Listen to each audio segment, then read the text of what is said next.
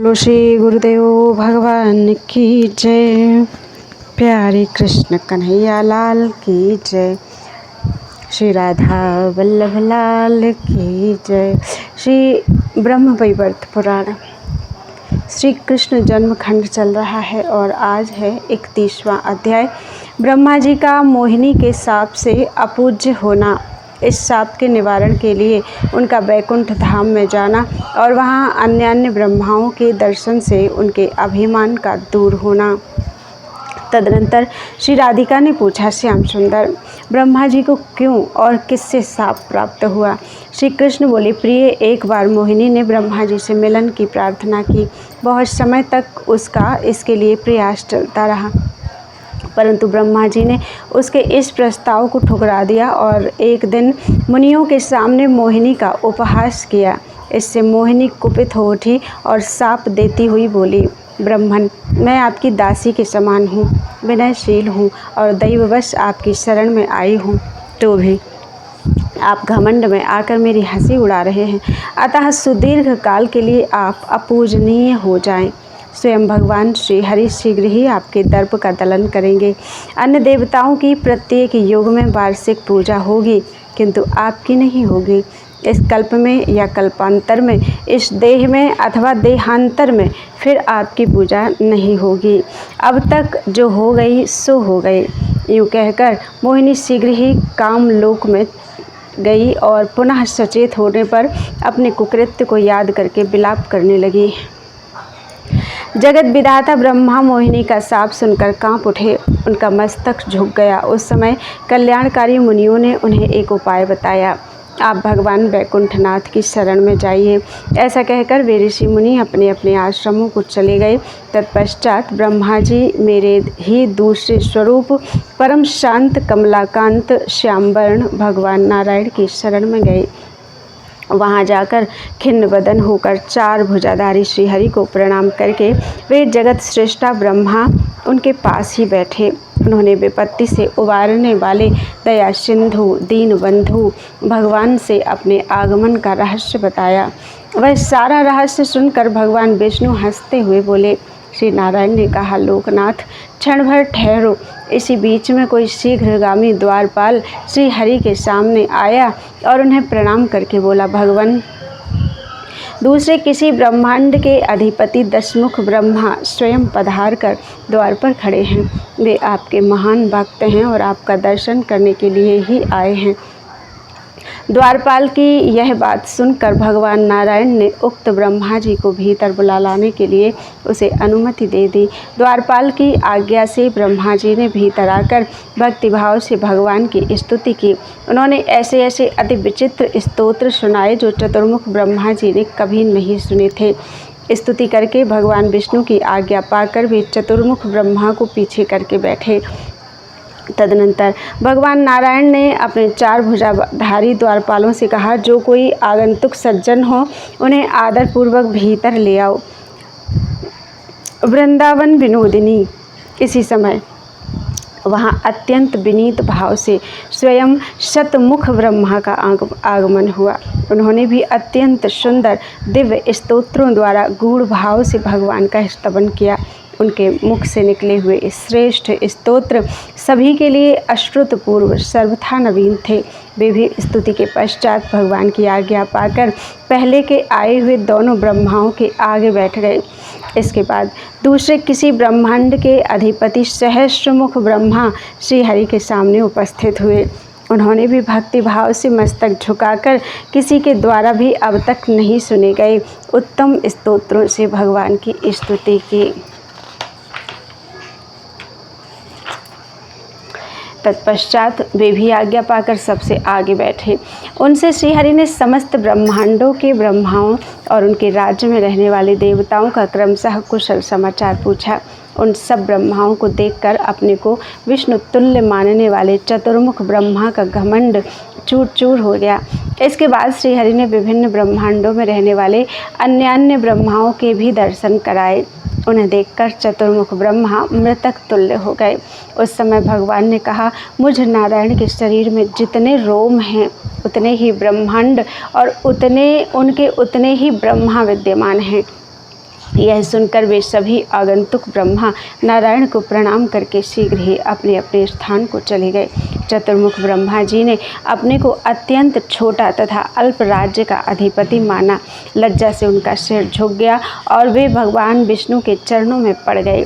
तब भगवान ने उनसे पूछा, ब्राह्मण बोलो, इस समय तुमने स्वप्न की भांति यह क्या देखा है?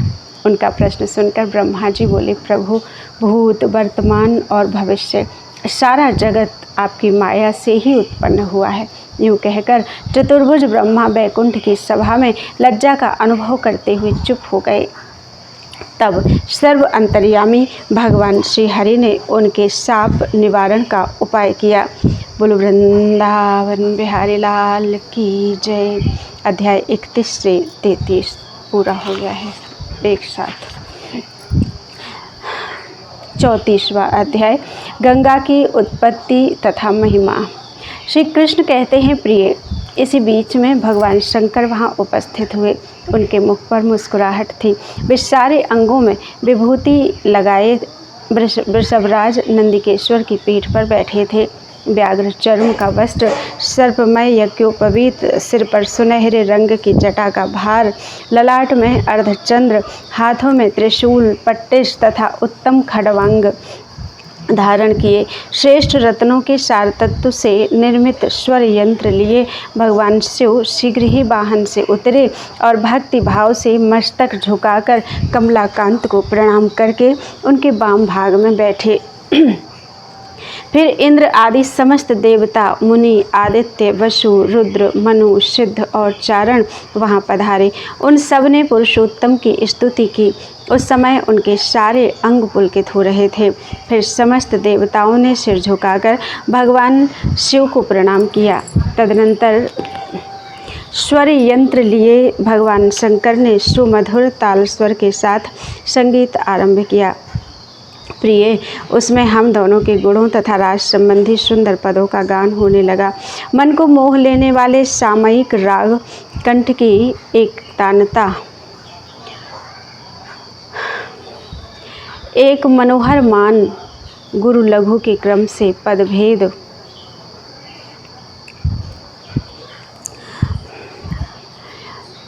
विराम, अति दीर्घ गमक तथा मधुर आनंद के साथ उन्होंने प्रेम पूर्वक स्वयं निर्मित ऐसा संगीत छेड़ा जो संसार में अत्यंत दुर्लभ है। उस समय भगवान शिव के संपूर्ण अंगों में रोमांच हो आया था और वे नेत्रों से बारंबार आंसू बहाते थे। प्रिय, उस संगीत को सुनने मात्र से वहाँ बैठे हुए मुनि तथा देवता मूर्छित एवं बेशुद्ध हो द्रव रूप हो गए, जल रूप हो गए। श्री हरि के पार्षदों की तथा ब्रह्मा जी की भी यही दशा हुई। भगवान नारायण, लक्ष्मी तथा गान करने वाले स्वयं शिव भी द्रव रूप हो गए। प्राणेश्वरी, उस समय वैकुंठ धाम को जल से पूर्ण हुआ देख मुझे शंका हुई। तब वहाँ जाकर मैंने उन सब देवता आदि की मूर्तियों का पूर्ववत निर्माण किया। उनके वैसे ही रूप, वैसे ही अस्त्र शस्त्र तथा वैसे ही वाहन भूषण बनाए। उनके स्वभाव, मन तथा विषय वासनाएं भी पूर्ववत थे। तदनंतर उस जल राशि के लिए वैकुंठ के चारों ओर स्थान बनाया। फिर उसकी अधिष्ठात्री देवी गंगा अपने उस वास स्थान में आई। समस्त देवताओं के शरीरों से उत्पन्न हुई दिव्य जल राशि ही देव नदी गंगा के नाम से प्रख्यात हुई। वह मुमुक्षुओं को मोक्ष और भक्तों को हरि भक्ति प्रदान करने वाली है। उसका स्पर्श करके आई हुई वायु के संपर्क से भी पापियों के करोड़ों जन्मों के नानाविध पाप तत्काल नष्ट हो जाते हैं। प्राणेश्वरी, देव नदी के साक्षात दर्शन तथा स्पर्श का क्या फल होगा यह मैं भी नहीं जानता। फिर उसके जल में स्नान करने से प्राप्त होने वाले पुण्य के विषय में तो कहना ही क्या है। उसकी महिमा का सम्यक निरूपण असंभव है। पृथ्वी पर पुष्कर को सब तीर्थों से उत्तम बताया गया है। वेदों ने उसे सर्वश्रेष्ठ कहा है, परंतु वह भी इस गंगा की 16वीं कला के भी बराबर नहीं है। राजा भगीरथ इस देव नदी को भूतल पर लाए थे, इसलिए यह भागीरथी नाम से प्रसिद्ध हुई। सुरधुनी अपने स्तोत्र के अंश से पृथ्वी पर आई थी। अतः गामगता इस व्युत्पत्ति के अनुसार उसका गंगा नाम प्रसिद्ध हुआ। इसके जल पर क्रोध होने के कारण महात्मा जहन्नू ने इस नदी को अपने जानू घुटनों द्वारा ग्रहण कर लिया था। फिर उनकी कन्या रूप से इसका प्राकट्य हुआ, अतः इसका दूसरा नाम जाह्नवी है। वसु के अवतार भीष्म इसके गर्भ से उत्पन्न हुए थे, इसी कारण यह भीष्म जननी कहलाती है। गंगा मेरी आज्ञा से 3 धाराओं द्वारा स्वर्ग, पृथ्वी तथा पाताल में गई हैं, अतः त्रिपथगा कही जाती हैं।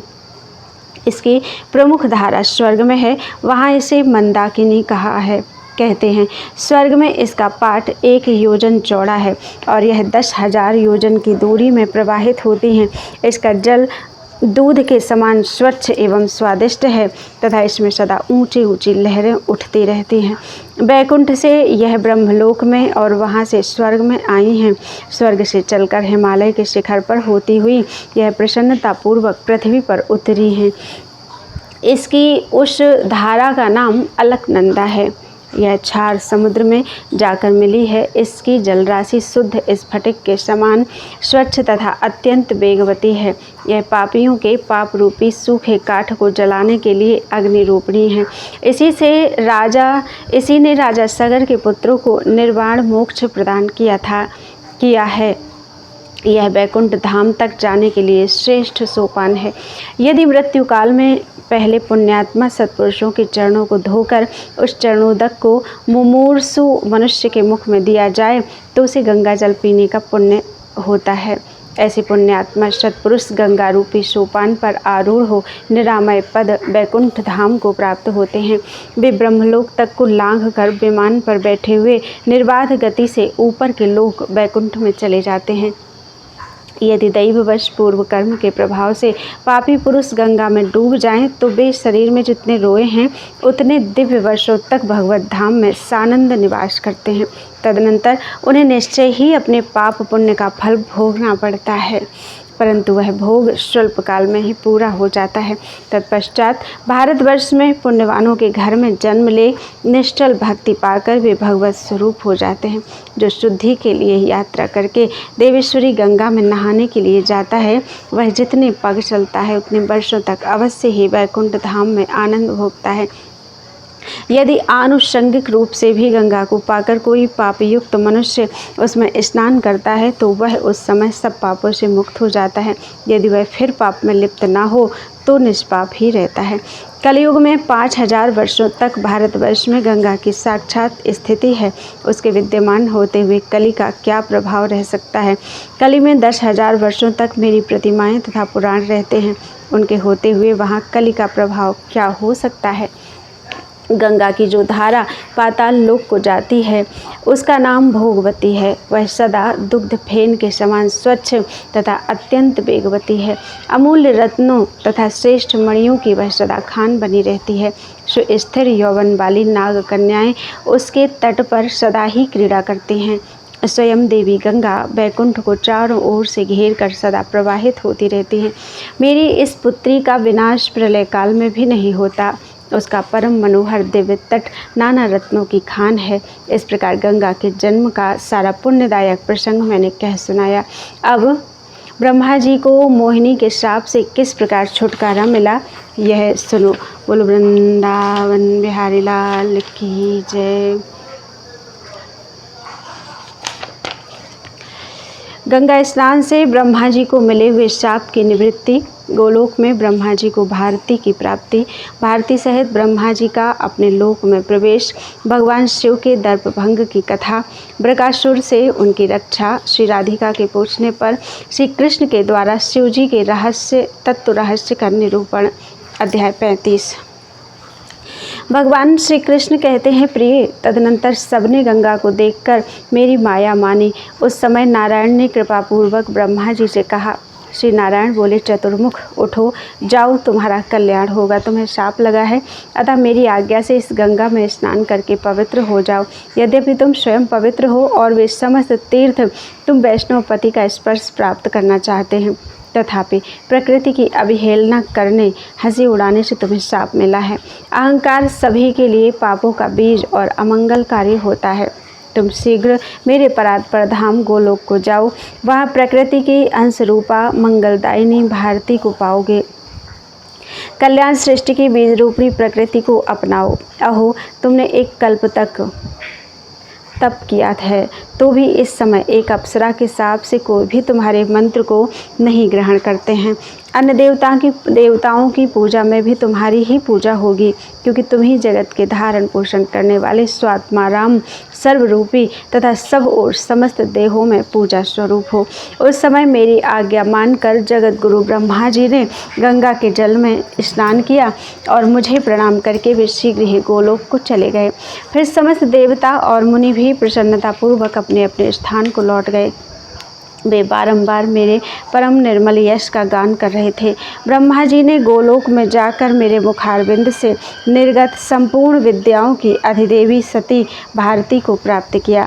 बागेश्वरी भारती को पाकर उन्हें बड़ी प्रसन्नता हुई। उन त्रिभुवन मोहिनी देवी को प्राप्त करके मुझे प्रणाम करने के अनंतर भी लौट आए। ब्रह्मलोक के निवासियों ने उन भारती देवी को देखा। वे कौतूहल से भरी हुई परम सुंदरी रमणीया तथा श्वेत वर्णा थीं। उनके मुख पर मंद मुस्कान की प्रभा फैल रही थी। मुख शरद ऋतु के चंद्रमा को लज्जित कर रहा था। नेत्र शरद ऋतु के प्रफुल्ल कमलों के समान जान पड़ते थे। दीप्तिमान ओष्ठ और अधर पल्लव पके बिंब फल की प्रभा को छीने लेते थे। मुक्ता पंक्ति की शोभा को तिरस्कृत करने वाली दंत पंक्तियों से उनके मुख की मनोहरता बढ़ गई थी। रत्न निर्मित केयूर कंगन हाथों की और रत्नों की नूपुर चरणों की शोभा बढ़ाते थे। रत्नमय युगल कुंडलों से कानों के नीचे के भाग झलमला रहे थे। रत्नेंद्र सार निर्मित हार से उनका वक्षस्थल अत्यंत प्रकाशमान दिखाई देता था। वे अग्निशुद्ध सूक्ष्म वस्त्र धारण करके नूतन यौवन से संपन्न एवं अत्यंत कमनीय दृष्टिगोचर होती थी। उनके दो हाथों में वीणा और पुस्तक तथा अन्य हाथों में व्याख्या की मुद्रा देखी जाती थी। ब्रह्मलोक निवासियों ने उन पर प्रिय वस्तुएं निछावर करके परम मंगलमय उत्सव मनाया और ब्रह्मा तथा भारती को वे सानंदपुरी के भीतर ले गए।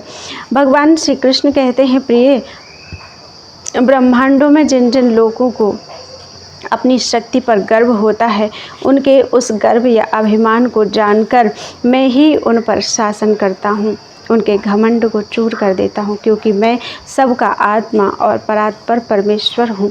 पहले ब्रह्मा के गर्व को जो मैंने चूर्ण किया था, वह प्रसंग तो तुम सुन लिया।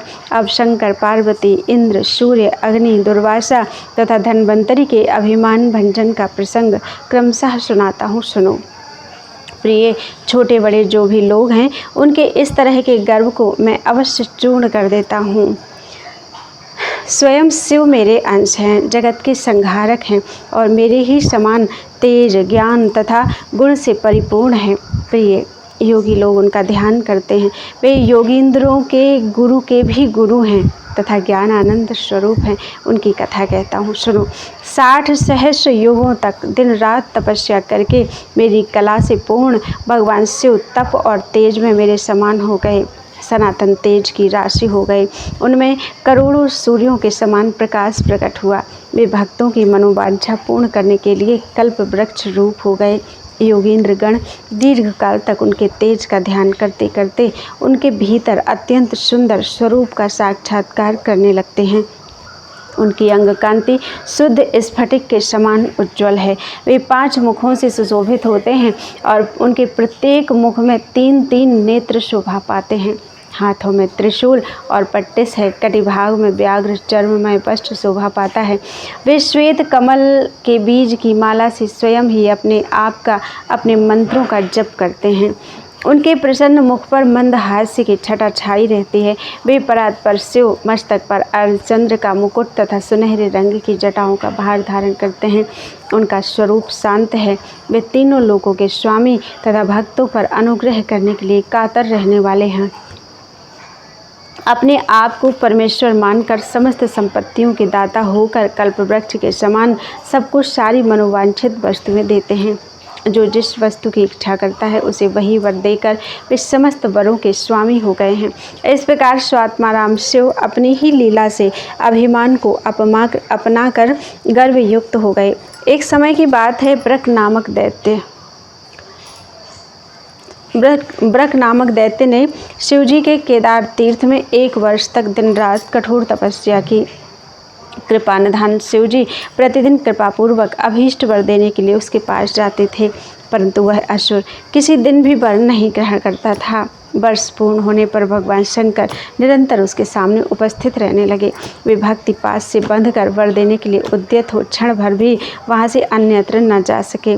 संपूर्ण ऐश्वर्य, समस्त सिद्धि, भोग, मोक्ष तथा श्रीहरि का पद, यह सब कुछ भगवान शूलपाणी देना चाहते थे, परंतु उस दैत्य ने कुछ भी ग्रहण नहीं किया। वह केवल उनके चरण कमलों का ध्यान करता रहा। जब ध्यान टूटा तब उस दैत्यराज ने अपने सामने साक्षात शिवजी को देखा, जो संपूर्ण संपदाओं के दाता हैं। उनकी ही माया से प्रेरित हो ब्रक ने भक्तिपूर्वक यह वर मांगा कि प्रभु, मैं जिसके माथे पर हाथ रख दूं वह जलकर भस्म हो जाए। तब बहुत अच्छा कहकर जाते हुए भगवान शिव के पीछे वह दैत्यराज दौड़ा। फिर 2 मृत्युंजय शंकर मृत्यु के भय से त्रस्त होकर भागे। उनका डमरू गिर पड़ा। मनोहर व्याघ्र चर्म की भी यही दशा हुई। वे दिगंबर होकर दानव के भय से 10 दिशाओं में भागने लगे। वे चाहते तो उसे मार डालते, परंतु भक्त वत्सल जो ठहरे, अतः भक्त पर कृपा करके उसे मारते नहीं थे। साधु पुरुष दुष्ट के अनुसार बर्ताव कदापि नहीं करते हैं। भगवान शिव उसे समझा भी ना सके। उन्होंने कृपा पूर्वक उसे अपना स्वरूप ही माना, क्योंकि उनकी सर्वत्र समान दृष्टि थी। शिव उसे अपनी मृत्यु मानकर भयभीत हो उठे। उनका अहंकार गल गया। भद्रे, मुझे याद करते हुए उन्होंने मेरी ही शरण ली। उस समय मुझे अपने आश्रम पर आते देख उन्हें कुछ धैर्य मिला। उनके कंठ, ओठ और तालु सूख गए थे और वे भय से बेहुवल हो हे हरे रक्षा करो इसका जप कर रहे थे। तब मैंने उस दैत्य को अपने पास बिठाकर समझाया और सब समाचार पूछा। पूछने पर उसने सब बातें क्रमशः बताईं। उस समय मेरी आज्ञा से वह असुर तुरंत माया द्वारा ठगा गया।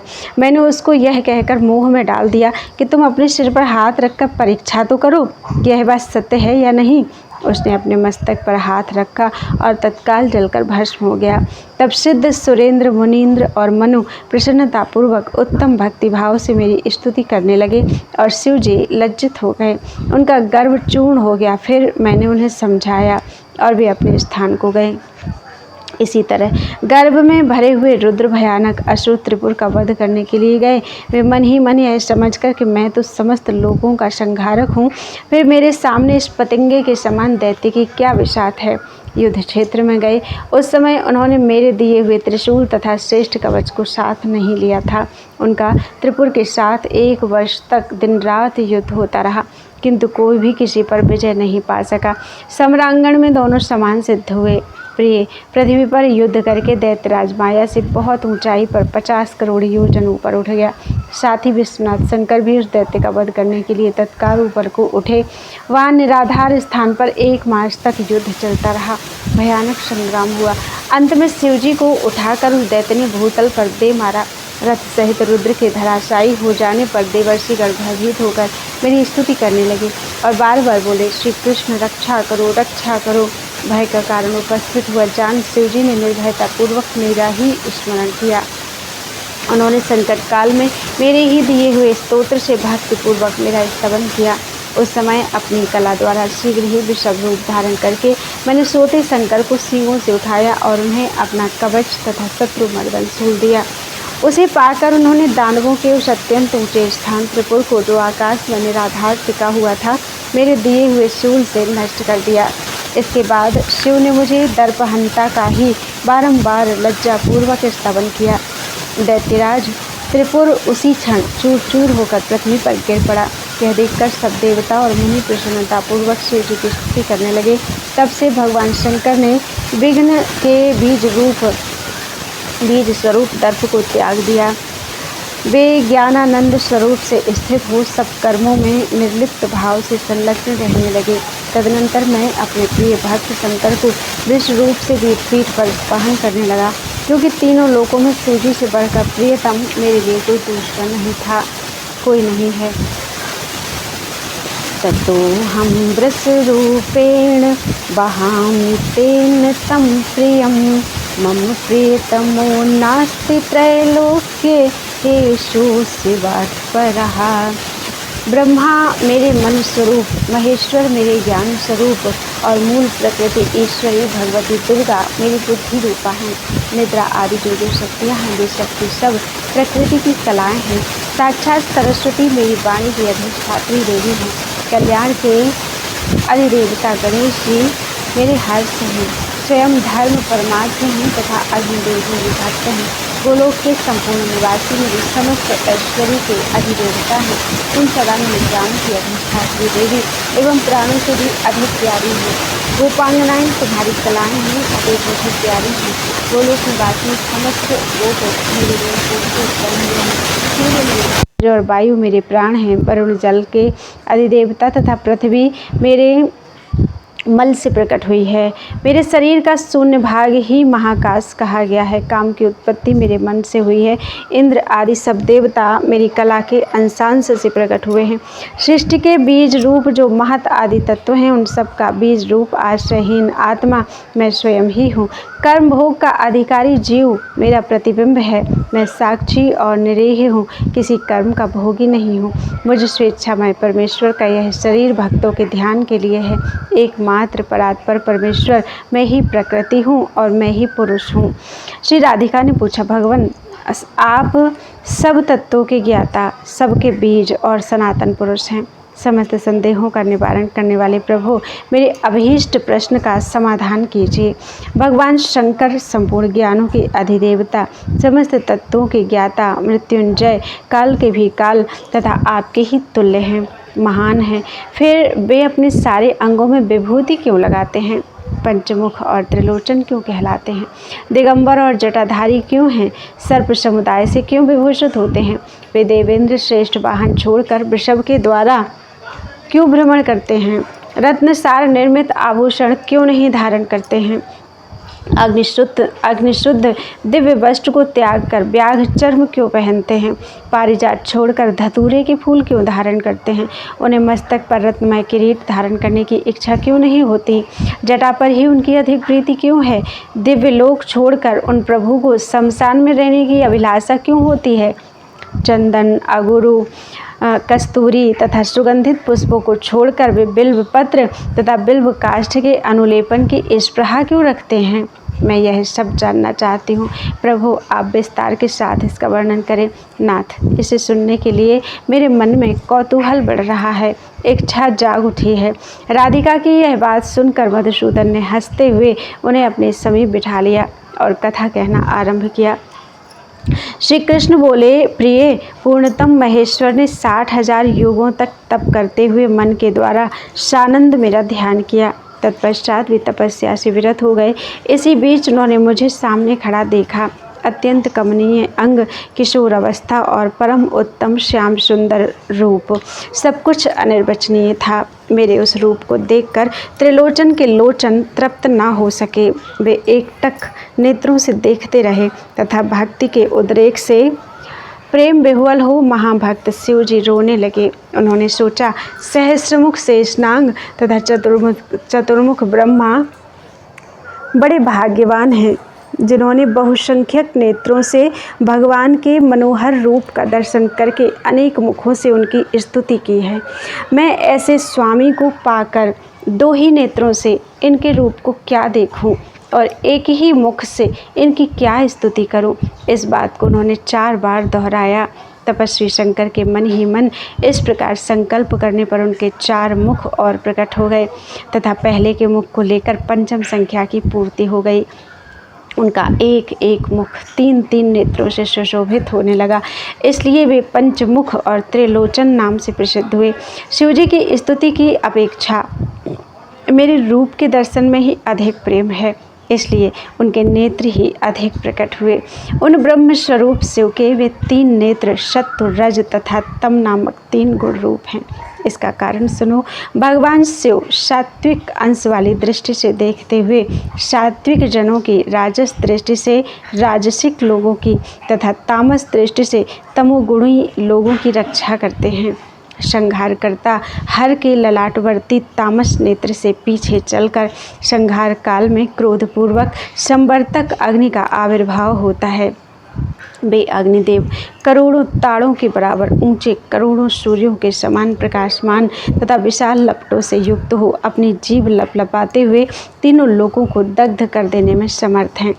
भगवान शंकर सती के दाह संस्कार जनित भस्म को लेकर अपने अंगों में मलते हैं, इसलिए विभूतिधारी कहे जाते हैं। सती के प्रति प्रेम भाव के कारण ही वे उनकी हड्डियों की माला और भस्म धारण करते हैं। यद्यपि शिव स्वात्मा राम हैं, तथापि उन्होंने पूरे 1 साल तक सती के शव को लेकर चारों ओर घूमते हुए रोदन किया था। सती का एक एक अंग जहाँ जहाँ गिरा वहाँ वहाँ सिद्ध पीठ हो गया, जो मंत्रों की सिद्धि प्रदान करने वाला है। राधिके तदनंतर अवशिष्ट शव को छाती से लगाकर वे मूर्छित होकर सिद्धि क्षेत्र में गिर पड़े। तब मैंने महेश्वर के पास जाकर उन्हें गोद में लेकर सचेत किया और शोक को हर लेने वाले परम उत्तम दिव्य तत्व का उपदेश दिया। उस समय शिव संतुष्ट हो अपने लोक को पधारे और अपनी ही दूसरी मूर्ति काल के द्वारा उन्होंने अपनी प्रिया सती को प्राप्त कर लिया। वे योगस्थ होने के कारण दिगंबर हैं। उन नित्य परमेश्वर में इच्छा का सर्वथा अभाव है। उनके सिर पर जो जटाएं हैं वे तपस्या काल की हैं, जिन्हें वे आज भी विवेकपूर्वक धारण करते हैं। योगी को केशों का संस्कार करने, बालों को संवारने तथा शरीर को वेशभूषा से विभूषित करने की इच्छा नहीं होती। उसका चंदन और कीचड़ में तथा मिट्टी के ढेले और श्रेष्ठ मणिरत्न में भी संभाव होता है। गरुड़ से द्वेष रखने वाले सर्प भगवान शंकर की शरण में गए। उन्हीं शरणागतों को वे कृपापूर्वक अपने शरीर में धारण करते हैं। उनका वृषभ रूप वाहन तो मैं स्वयं हूँ, दूसरा कोई भी उनका भार वहन करने में समर्थ नहीं है। पूर्व काल में त्रिपुर के वध के समय मेरी कलांश से उस वृषभ की उत्पत्ति हुई। पारिजात के आदि पुष्प तथा चंदन आदि सुगंधित पदार्थ वे शिव मुझको अर्पित कर चुके हैं, इसलिए उनमें उनकी कभी प्रीति नहीं होती। धतूर, बिल्वपत्र, बिल्व काष्ठ का अनुलेपन, गंधहीन पुष्प तथा व्याघ्र चर्म योगियों को अभीष्ट है, इसलिए उनमें सदा उनकी प्रीति रहती है। दिव्यलोक में, दिव्यशैया में और जन समुदाय में उनका मन नहीं लगता है, इसलिए वे अत्यंत एकांत शमशान में रहकर दिन रात मेरा ध्यान किया करते हैं। ब्रह्मा से लेकर कीट पर्यंत प्रत्येक प्राणी को भगवान शिव समान समझते हैं। केवल मेरे इस अनिर्वचनीय रूप में ही उनका मन निरंतर लगा रहता है।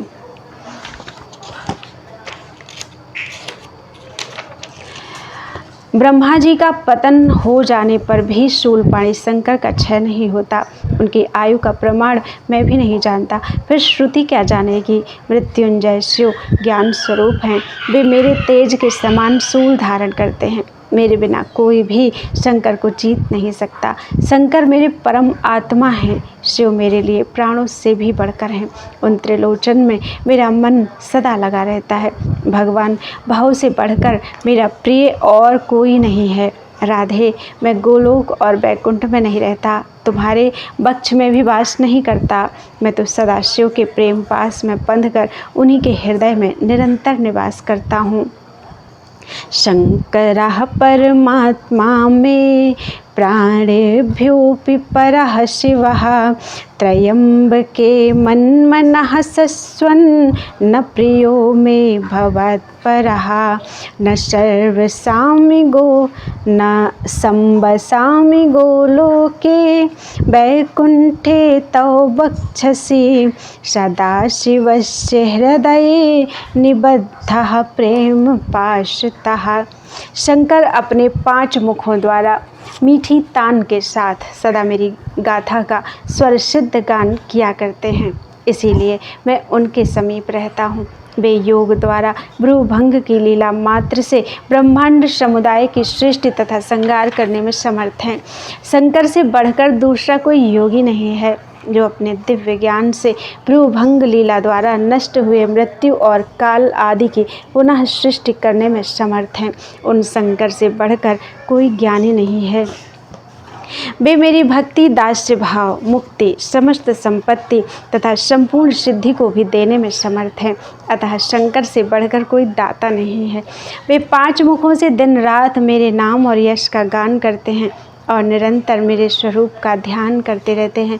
अतः शंकर से बढ़कर कोई भक्त नहीं है। मैं सुदर्शन चक्र तथा शिव, इन तीनों समान तेजस्वी हैं। ये तीनों समान तेजस्वी हैं।